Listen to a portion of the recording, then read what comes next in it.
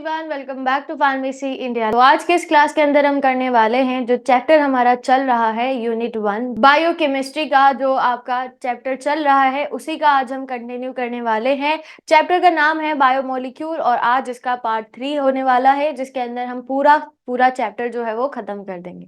शुरुआत करते हैं बिना कोई देरी करे। सबसे पहली चीज देख लीजिएगा कि आज हम क्या क्या पढ़ने वाले हैं। तो आज सबसे पहले अमीनो एसिड और प्रोटीन्स के बारे में उनका इंट्रोडक्शन, क्लासिफिकेशन, केमिकल नेचर और बायोलॉजिकल रोल्स पढ़ेंगे।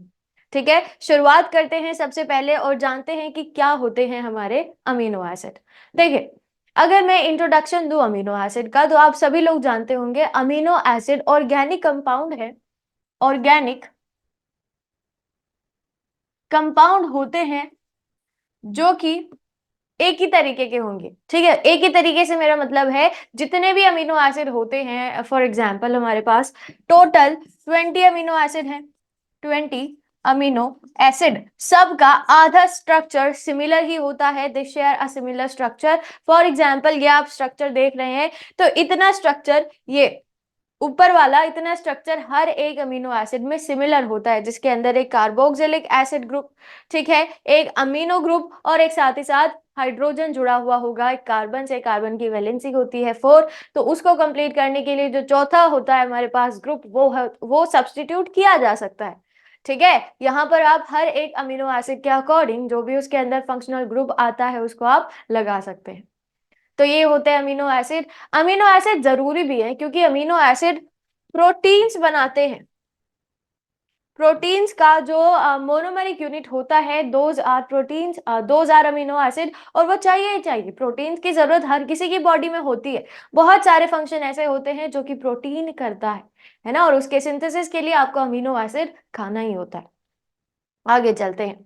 Next, all amino acid have common structural feature. जैसे कि मैंने आपसे कहा, पहला एक अमीनो ग्रुप होगा जिसमें NH3 आ जाएगा। दूसरा एक कार्बोक्सिलेट ग्रुप होता है जिसके अंदर COO माइनस आता है। और तीसरा एक हाइड्रोजन होता है जो कि सेम कार्बन एटम से बॉन्डेड होगा। तो जितना मैंने अभी तक बोला है ये होगा।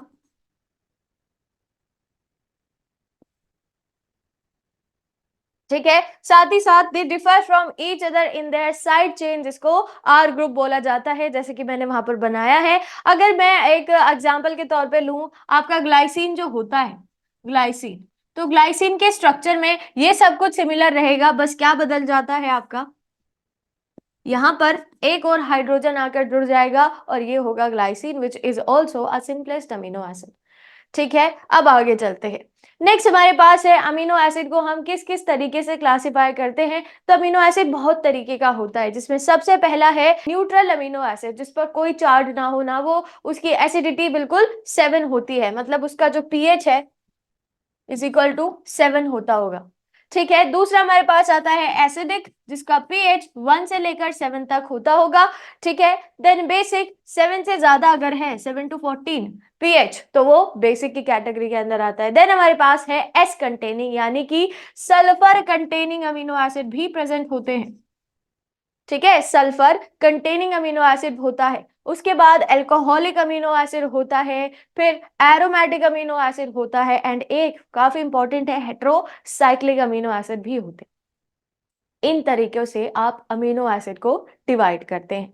अब ये जरूरी नहीं है, जरूरी है इनके एग्जाम्पल, क्योंकि सवाल कैसे आता है, बताइए इनमें से कौन सा न्यूट्रल अमीनो एसिड है, कौन सा एरोमेटिक है ना। तो इस तरीके से सवाल आते हैं। सबसे पहले न्यूट्रल की तरफ चलते हैं। तो neutral amino acid total number 5 होगा, जिसमें सबसे पहला glycine, simplest amino acid, alanine, valine, leucine, isoleucine, ये सारे होते हैं हमारे पास न्यूट्रल अमीनो एसिड, याद रखिएगा।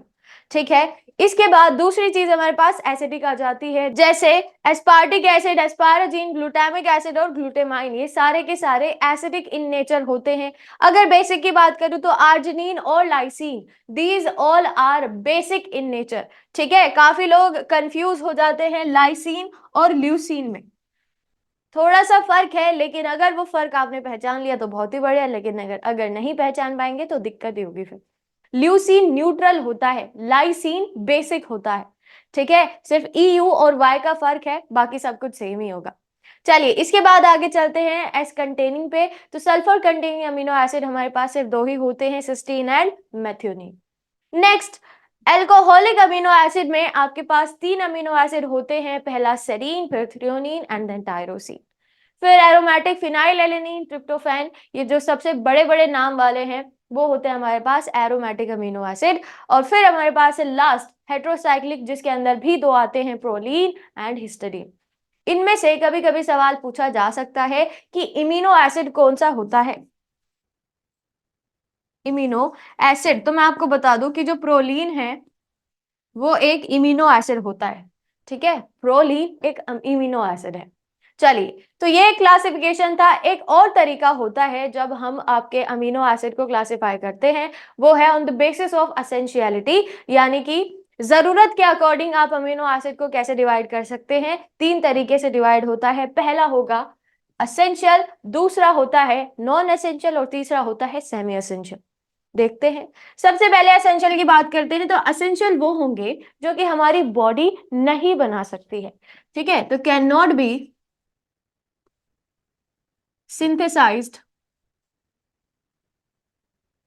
Bye body. नॉन एसेंशियल की बात करते हैं तो नॉन एसेंशियल वो अमीनो एसिड होंगे जो कि हमारी बॉडी सिंथेसाइज कर सकती है खुद से ही। कैन बी सिंथेसाइज्ड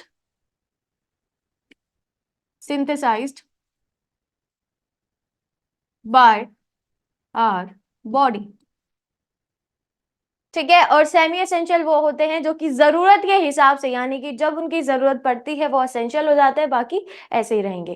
अब एसेंशियल के कौन कौन से होंगे, तो total number of essential amino acid are 8। कौन कौन से, phenyl alanine, valine, threonine, tryptophan, isoleucine, methionine, leucine and lysine, ये सारे के सारे होंगे आपके एसेंशियल अमीनो एसिड। तो एसेंशियल अमीनो एसिड को याद करने के लिए छोटी सी ट्रिक मैं आपको बताती हूँ कैसे याद करना है। प्राइवेट टिम और होल होता है H A डबल एल, जिसमें से H और A ये दोनों सेमी एसेंशियल अमीनो एसिड होते हैं, जिसको हम इधर पढ़ते हैं। तो एसेंशियल और सेमी एसेंशियल को आप कलेक्टिवली याद कर सकते हैं प्राइवेट टीम होल ऐसे करके। ठीक है, तो यहाँ पर हिस्टडीन और आर्जिनिन आ जाएगा। बाकी जितने भी बचे हुए हैं सारे अमीनो एसिड आपके नॉन एसेंशियल होते हैं, जैसे alanine, asparagine, aspartic acid, cysteine, glutamic acid, glutamine, glycine, proline, serine and tyrosine, ये सारे के सारे होते हैं हमारे पास नॉन एसेंशियल अमीनो एसिड। ठीक है, इसको कैसे याद करना है, A cube C then G cube P S T, इस तरीके से आप याद कर सकते हैं अगर आप याद करना चाहें। अदरवाइज बहुत ही सिंपल है, बाकी बचे हुए सारे के सारे आपके नॉन एसेंशियल ही होते हैं। नेक्स्ट, अब इनका फॉर्मूला क्या होता है, कैसे हम इनको याद कर सकते हैं, तो चलिए फिर एक एक करके सारे अमीनो एसिड के फॉर्मूला के साथ मैं आपको बताती हूँ कि क्या किसका फॉर्मूला होता है। सबसे पहले हमारे पास एलेनिन है, एलेनिन का फॉर्मूला होता है C3H7NO2। ठीक है, कैसे करना है, क्या कुछ करना होगा, देखो सिंपल सी चीज है। सबसे पहले बना दीजिए स्ट्रक्चर, ऊपर COOH आ जाएगा तो हमारा एक C और एक C खत्म, दो C खत्म हो गए। देन NH2 इधर आ गया, N भी खत्म, H के दो खत्म, इधर H आ गया, कितने H खत्म हो गए, तीन और एक चार। ठीक है, चार H खत्म हो गए, बचे तीन, एक हमारा C बचा हुआ है और O2 भी खत्म हो गए, N भी खत्म हो गया, तो क्या बचा CH3। इस तरीके से आप इनके सारे के सारे फॉर्मूले बना सकते हैं।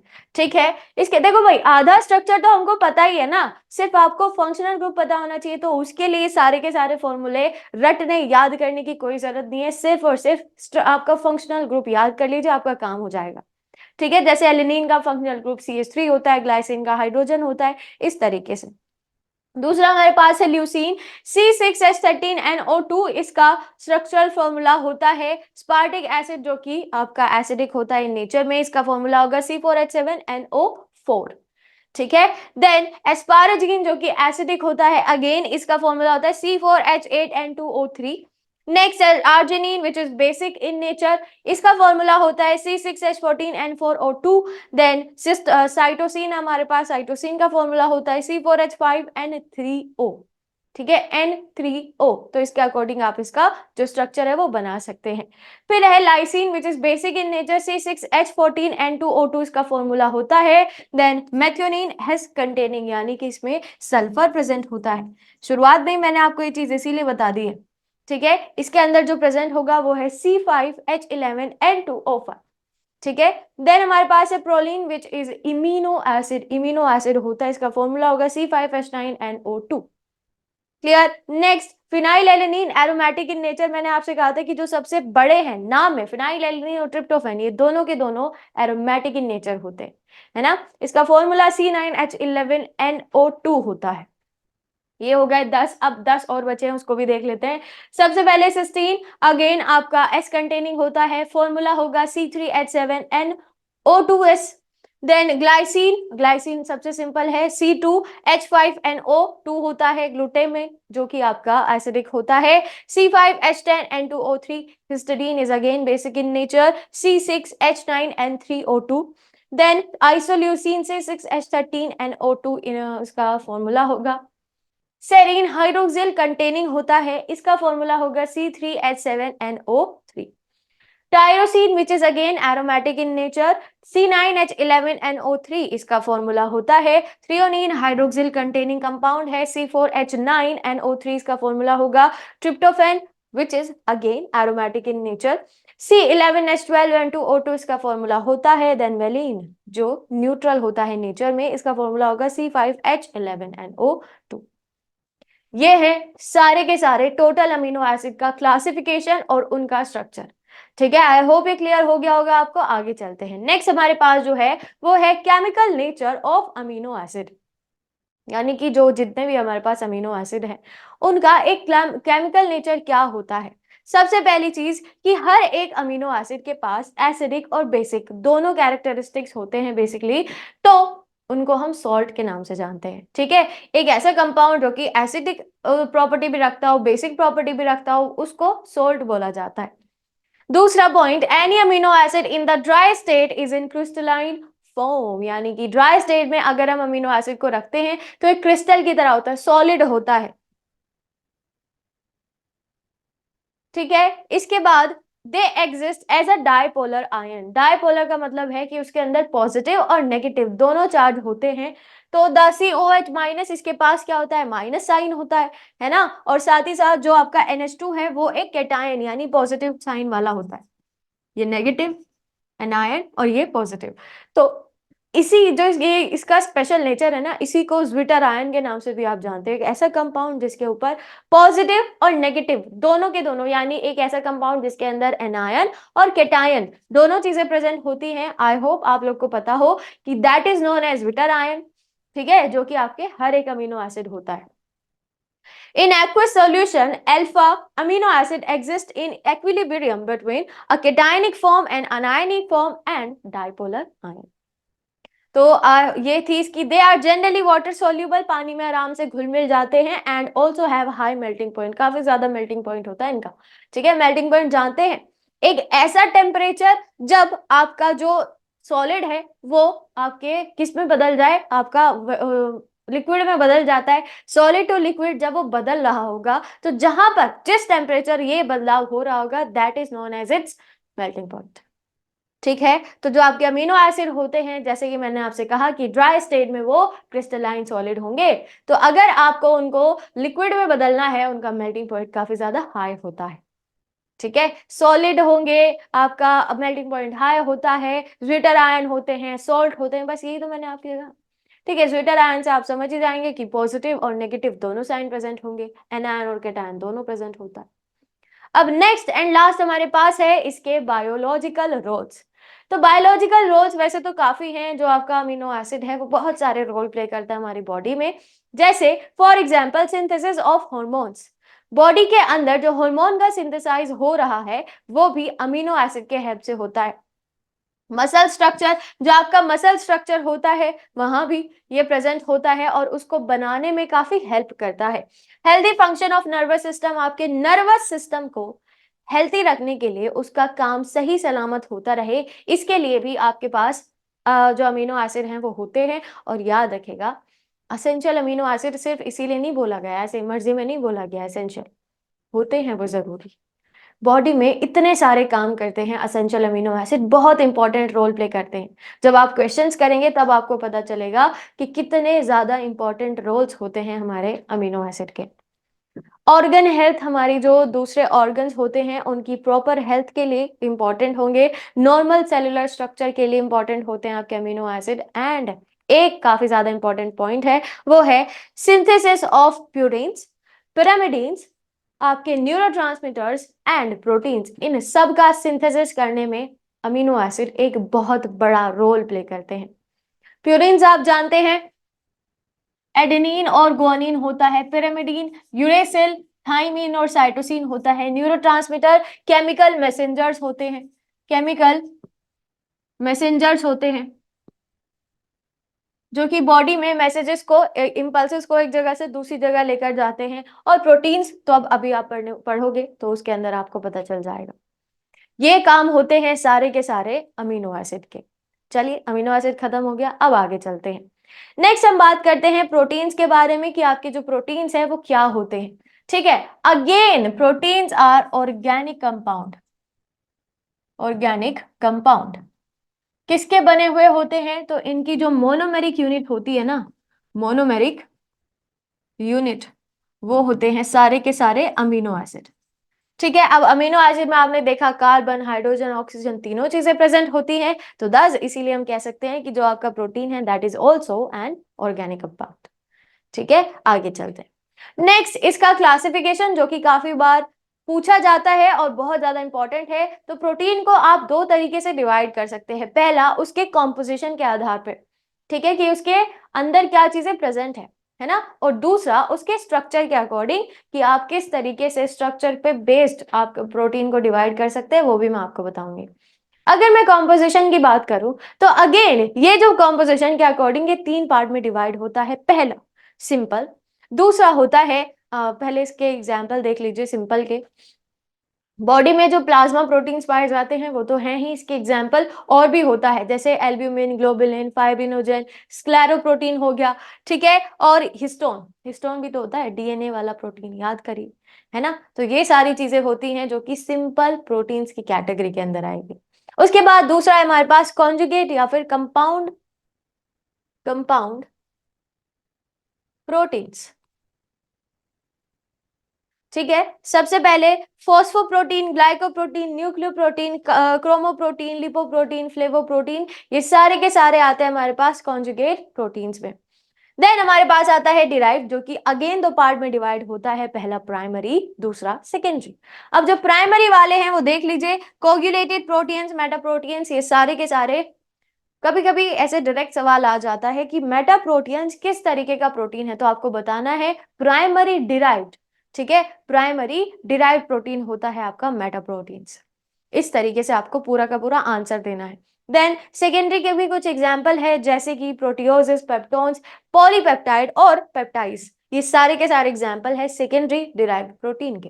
डिराइव का मतलब है वो इसी से आए हैं, है ना, इन्हीं से आए हैं आपके डिराइव्ड या फिर प्रिकर्सर प्रोटीन्स। ठीक है, और स्ट्रक्चर के अकॉर्डिंग अगर देखा जाए तो तीन तरीके के आपके प्रोटीन्स होते हैं, पहला फाइब्रस, ग्लोबुलर एंड तीसरा होता है इंटरमीडिएट। ये है आपका पूरा का पूरा क्लासिफिकेशन जो कि काफी ज्यादा इंपॉर्टेंट है। अब हम आगे चलते हैं और बात करते हैं कुछ और भी बेसिस होते हैं जैसे आप प्रोटीन्स को क्लासिफाई कर सकते हैं। फॉर एग्जाम्पल कि उनके बायोलॉजिकल फंक्शन के अकॉर्डिंग आप कैसे प्रोटीन्स को डिवाइड करते हैं। पहला होगा यहाँ पर कैटालाइटिक प्रोटीन। तो कैटालाइटिक प्रोटीन अगर आप जानते हैं कि आपके जितने भी एंजाइम होते हैं, ऑल एंजाइम्स आर प्रोटीन्स। ठीक है, ऑल को एंजाइम्स आर प्रोटीन्स, ये सब के सब प्रोटीन ही हैं। ठीक है, एंजाइम होते हैं जो कि कैटलिस्ट की तरह काम करते हैं, है ना, हर एक बायोलॉजिकल रिएक्शन को कैटलाइज करते हैं। तो बिल्कुल वही काम होगा और इनको कैटालाइटिक प्रोटीन्स के नाम से जाना जाता है। तो आप लिख लीजिएगा, दीज आर कैटालाइटिक,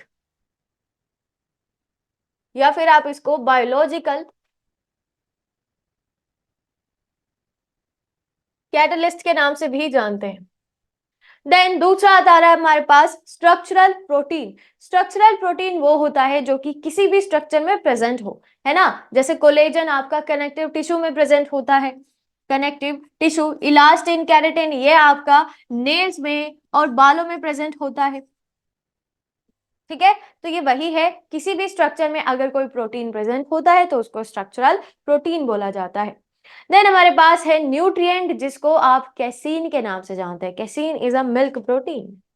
ठीक है, ये मिल्क प्रोटीन होता है, मिल्क में पाया जाने वाला, जो कि न्यूट्रिएंट प्रोवाइड करता है छोटे बच्चों को भी और हमें भी।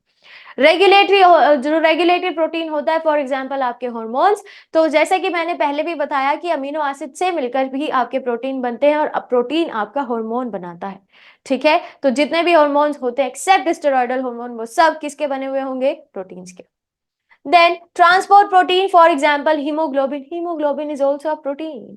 ठीक है, वो भी तो एक प्रोटीन है। कैसा होगा? ये ट्रांसपोर्ट प्रोटीन कहलाया जाता है।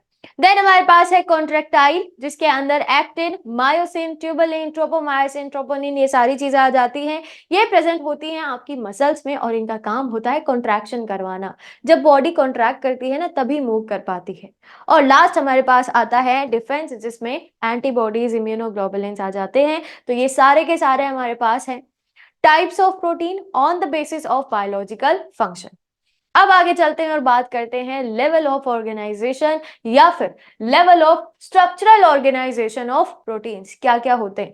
तो लेवल ऑफ ऑर्गेनाइजेशन का मतलब है कि पहले छोटी चीजें, फिर उससे छोटी चीजें से मिलकर बड़ी बनती है, देन उससे भी बड़ी, उससे भी बड़ी, इस तरीके से लेवल ऑफ ऑर्गेनाइजेशन चलता है। लेवल्स होती हैं ये, है ना, जैसे भी आप कोई गेम खेलते हैं, सबसे पहली लेवल बहुत ही इजी लेवल होती है, दूसरी फिर और ज्यादा डिफिकल्ट, देन फिर से डिफिकल्ट डिफिकल्ट डिफिकल्ट, इस तरीके से बढ़ती जाती है। यही चीज आपको यहाँ पर भी याद रखनी है। सबसे पहला level of structural organisation of proteins में पहली स्टेज जो होती है वो है प्राइमरी प्रोटीन्स। प्राइमरी प्रोटीन्स क्या होगा? इसके अंदर आपको सिर्फ एक लीनियर चेन देखने के लिए मिलती है, किसकी? अमीनो एसिड की। कैसे? ये देखें, ये आपके अमीनो एसिड हैं, and these are the peptide bond, peptide linkage या फिर बॉन्ड, जिनसे आपके अमीनो एसिड जुड़ते हैं। ठीक है, अगर आप एक ऐसी लीनियर चेन देख रहे हैं तो वो सिर्फ एक प्राइमरी स्ट्रक्चर प्रोटीन ही होता है। Amino acid sequence in its polypeptide chain is called primary proteins. Covalent peptide bond maintain the primary structure. Covalent peptide bond जो होता है वो इस स्ट्रक्चर को मेंटेन करता है, इसकी स्टेबिलिटी बनाए रखता है। कैसा होगा? ये देखें, ये देख पा रहे हैं आप, पूरी की पूरी चेन है इस तरीके से, है ना। चेन का थोड़ा सा हिस्सा आपको दिखाया गया है, ये देखिए ध्यान से, ये पूरा पूरा स्ट्रक्चर है। ठीक है, जिसके अंदर आपको ल्यूसीन, फिनाइलएलेनिन, सेरीन और सिस्टीन ये दिखाई दे रहे हैं, और इनके बीच में प्रेजेंट होता है पेप्टाइड बॉन्ड। ये देखिए पूरा स्ट्रक्चर है ना, और ये आपस में जुड़े हुए होंगे थ्रू द पेप्टाइड बॉन्ड। ये होता है पूरा स्ट्रक्चर अमीनो एसिड का। चलिए नेक्स्ट हम बात करते हैं सेकेंडरी स्ट्रक्चर के बारे में, कि जो आपका प्राइमरी है उसी से सेकेंडरी बनता है क्या? बिल्कुल। जब आपकी प्राइमरी स्ट्रक्चर की जो चेन होती है वो 2 3 4 5 ये आपस में मिल जाती हैं, तो ये आपका सेकेंडरी स्ट्रक्चर बना लेती हैं। ठीक है, ये आपकी दूसरी लेवल ऑफ ऑर्गेनाइजेशन है। देखिए ध्यान से, this structure arises due to the regular folding of the backbone of the polypeptide chain, है ना। यानी प्राइमरी स्ट्रक्चर को अगर आप दोबारा से फोल्ड करते जाएंगे तो थोड़ी सी कॉम्प्लेक्सिटी बढ़ेगी, and that is known as secondary structure due to hydrogen bonding between CO group and NH group of the peptide bond. आपका जो कार्बोक्सी और अमीनो ग्रुप होता है, अमीनो ग्रुप, इन दोनों के बीच में अगर मैं हाइड्रोजन बॉन्डिंग करवा देती हूँ, ठीक है, हाइड्रोजन बॉन्डिंग जानते हैं क्या होता है? जब हाइड्रोजन या तो F के साथ जुड़ा है, हाइड्रोजन अगर फोन के साथ जुड़ा हुआ होता है, यानी आपका फ्लोरीन, ऑक्सीजन और नाइट्रोजन, तो वो बनाता है एक हाइड्रोजन बॉन्ड, और ये बॉन्ड बहुत ज्यादा स्ट्रॉन्ग होता है, याद रखेगा। इसके बाद सेकेंडरी स्ट्रक्चर आपके दो तरीके के होते हैं, पहला अल्फा हेलिक्स और दूसरा beta pleated sheets. Alpha helix कुछ इस तरीके का स्ट्रक्चर है, ठीक है, हेलिकल स्ट्रक्चर होता है, और बीटा प्लेटेड शीट्स की तरह स्ट्रक्चर होता है कुछ इस तरीके का। ठीक है, तो ये है अल्फा हेलिकल स्ट्रक्चर, ये बीटा प्लेटेड शीट्स, जो कि टाइप्स हैं आपके सेकेंडरी स्ट्रक्चर के। नेक्स्ट और थर्ड आता है हमारे पास tertiary structure, which is again a very complex structure. जब आप सेकेंडरी स्ट्रक्चर की फर्दर फोल्डिंग कराते हैं, है ना, तो वो जिसका फॉर्म ले लेता है उसको आप टर्शरी स्ट्रक्चर के नाम से जानते हैं। From further folding of the secondary structure, ये तैयार करेगा आपका tertiary. Hydrogen bond, electrostatic bond, disulphide bond, van der Waals force, ये चार फोर्सेस होते हैं, चार बॉन्ड्स होते हैं जो कि इस स्ट्रक्चर को स्टेबलाइज करेंगे। तो कभी कभी सवाल पूछा जा सकता है कि कौन कौन से आपके स्ट्रक्चर में कौन से बॉन्ड प्रेजेंट होते हैं, तो आपको पता होना चाहिए कि क्या होगा। फिर उसके बाद है it give rise to two major molecular shapes. पहला होता है आपका फाइब्रस, दूसरा होता है ग्लोबुलर। फाइब्रस हमेशा याद रखिएगा, कहीं भी अगर आपको फाइब्रस स्ट्रक्चर पहचानना हो तो कैसे पहचानेंगे, ये थोड़ा सा थिन होता है और ग्लोबुलर थिक होता है, ऐसे आप पहचान सकते हैं। देखो ये देखें, ये आपका फाइब्रस है, थोड़ा सा थिन है इसके मुकाबले, और ये है आपका ग्लोबुलर प्रोटीन। ठीक है, तो ये टर्शरी के टाइप्स होते हैं, टाइप्स ऑफ टर्शरी प्रोटीन्स। ठीक है, और लास्ट लेवल ऑफ ऑर्गेनाइजेशन जो हमारे पास है that is quaternary structure. Quaternary structure भी काफी सिंपल है। जब आप टर्शरी स्ट्रक्चर की फर्दर फोल्डिंग कराते हैं तो आप खुद ही सोच सकते हैं टर्शरी खुद से इतना ज्यादा कॉम्प्लेक्स है। अब आप अगर इसकी देख लो, ध्यान से देखिए, अगर आप इसकी दोबारा से फोल्डिंग कराओगे तो कितना कॉम्प्लेक्स स्ट्रक्चर हमारे पास निकल कर आता है ना। वैसे ही होता है quaternary structure, made up of two और स्मॉलर प्रोटीन चेन्स। दो और छोटी प्रोटीन चेन्स को जब आप कॉम्प्लेक्स स्ट्रक्चर तरीके से आप उसको घुमाते जाएंगे, फोल्ड करते जाएंगे तो वो बन जाता है quaternary structure. The quantity and order of numerous folded protein subunits in a multi subunit complex are describe by protein quaternary structure.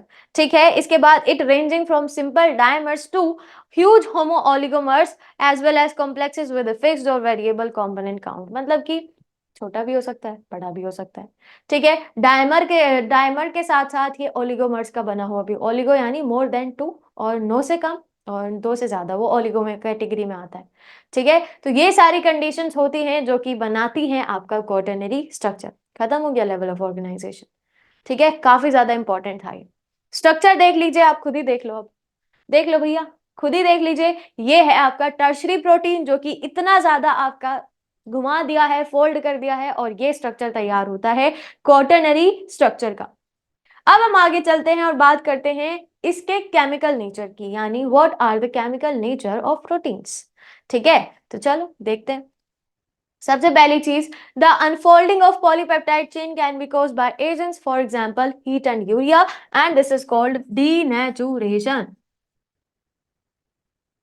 ठीक है, देखिए क्या होगा कि जब आप किसी भी प्रोटीन पे हीट देंगे, इतनी ज्यादा हीट उसको दे देंगे, इतना ज्यादा टेम्परेचर दे देंगे, तो उसमें क्या हो जाता है कि नहीं, उसका ना पूरा का पूरा स्ट्रक्चर अलग हो जाता है, टूट जाता है, और इसी प्रोसेस को डीनेचुरेशन बोला जाएगा।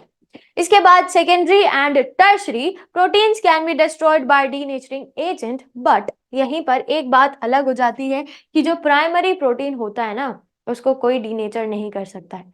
Primary protein can not B denatured by any आपके डीनेचरिंग एजेंट, किसी की भी मदद से आपका प्राइमरी प्रोटीन जो है वो डीनेचर नहीं होगा, हमेशा याद रखेगा। तो ऐसे ही है, सिंपलेस्ट है भैया। आप सिंपलेस्ट को आप कितना सिंपल करोगे। ठीक है, जब मैं खुद ही बोल रही हूँ कि वो सिंपलेस्ट स्ट्रक्चर होगा, तो अगर आप उसको तोड़ेंगे उसके अंदर से कुछ निकलेगा ही नहीं, है ना, बस वो एक हिस्से के दो हिस्से हो जाएंगे, बस इतना हो सकता है, बाकी इससे ज्यादा नहीं होगा।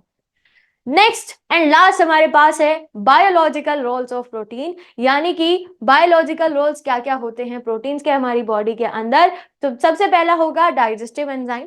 ठीक है, तो प्रोटीन जो है वो डाइजेस्टिव एंजाइम बनाता है।